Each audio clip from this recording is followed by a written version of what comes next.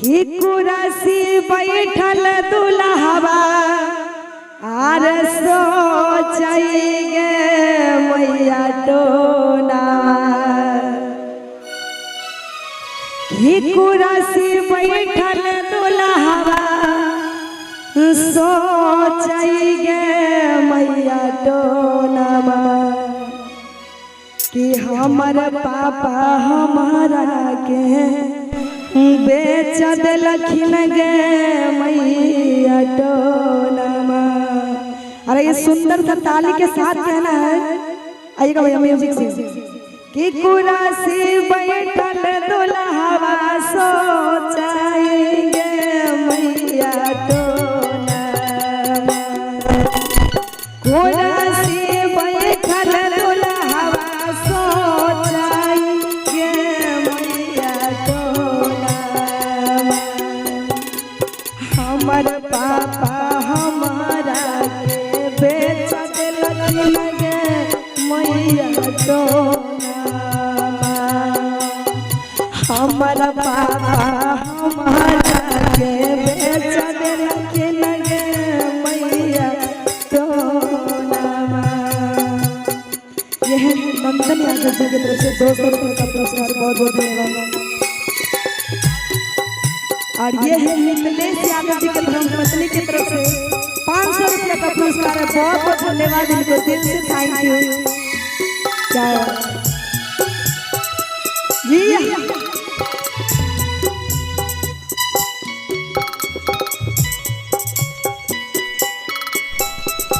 हो light stage उखाड़ के फेंक देबो तो है चला की का बने।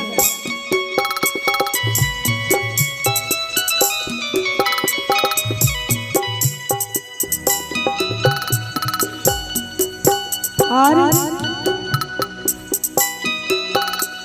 मारा बैठल अर्चना बेटी हंसैगे मैया टोना।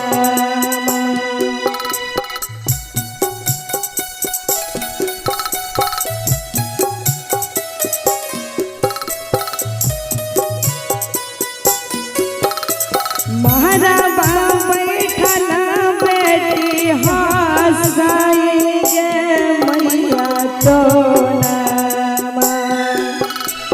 हमर पापा नौकर खरीद दिलखिन गे मैया टोना। हमर बाबा नौकर खरीद दिलखिन गे मैया टोना।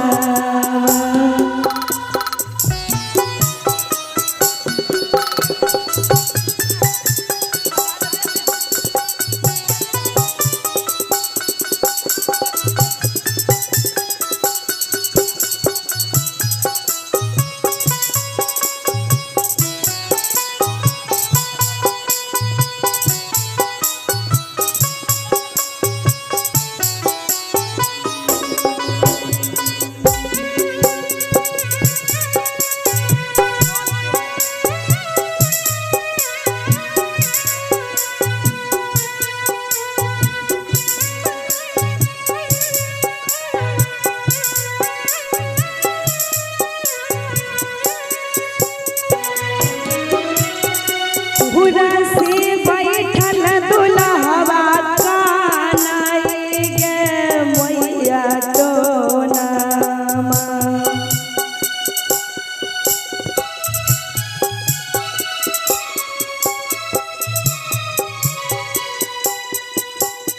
कुर्सी बैठल दुल्हवा कानैगे मैया टोना। हमर चाचा हमारा के बेच दिलखिन गे मैया टोना। हमर भैया हमारा के बेच दिलखिन गे मैया टोना। हमारे अनिल यादव जी की तरफ से 105 रुपये का आशीर्वाद मिला है, उनको हमारी टीम की तरफ से दिल से धन्यवाद। वैसे ही माता रानी की झोली भरती रहेगी।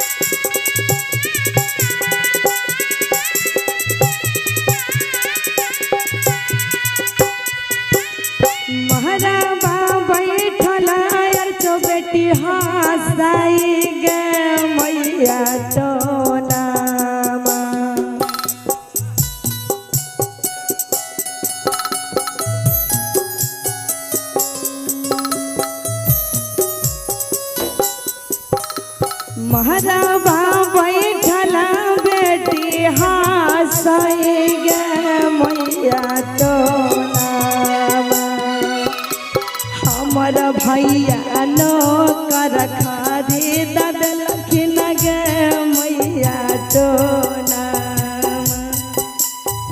हमारा भैया नौकर खरीद देलखिन गे मैया टोना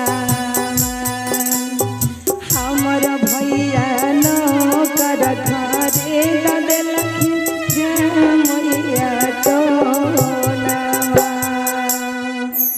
अच्छा लगा तो ताली हो जाए दूल्हा और दुल्हन के लिए।